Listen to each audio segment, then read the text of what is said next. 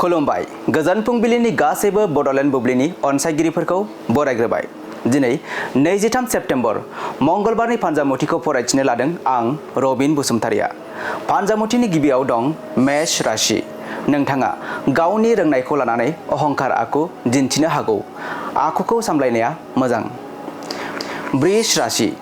माबाफोर गोरोन्थि हाबा मावफ्लांना गोसोआव गिनाय मोननो हागौ। सांग्राङै थानाया गाहाम। मिथुन राशि। नोंथाङा माबा मोनसे खोथाखौ लानानै सोरजोंबा बाथ्रा दान्थेलायनो हागौ।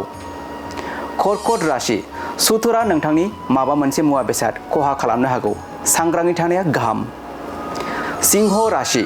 नोंथाङा गावनि आंगोनि सायाव माबाफोर सन्देह साननाय जानो हागौ। कन्या राशि। गोबावनिफ्राय गोमाना थानाय लोगोखौ लोगो मोनफिननो हागौ। लोगोथिया बांगोन। तुला राशि।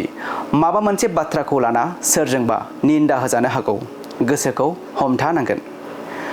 वृश्चिक राशि। मोजां खामानि मावनायनि थाखाय बयजोंबो मान होजानो हागौ। मोजां सान। धनु राशि। माबाफोर फालांगि खालामोब्ला रांखावरिनि मुलाम्फा जानो हागौ। फारफ्रोमबो बिथिङाव मोजां। मकर राशि। नोंथाङा माबाफोर जेंनायाव गोग्लैना जोबोर जार्लायाव गोग्लैनांनो हागौ। गाज्रि सान। कुम्भ राशि। बबेबा जाथायखौ लाना सोरजोंबा सुथुर जालायनो हागौ। सांग्राङै थानांगोन। आरो मीन राशि। नोंथाङा सोरजोंबा गोसो थोलायनायनि बान्दोआव गोग्लैनो हागौ। मोजां सान। दिनै सानसेनि राशि फरायथिनायाबो एसेनोसै। आसा खालामो नोंथांनि दिनैनि साना मोजाङै मोजां थांगोन बेखौ बड'लेण्ड बुब्लि नखरनिफ्राय मिजिंथिबाय। गोजोन्थों।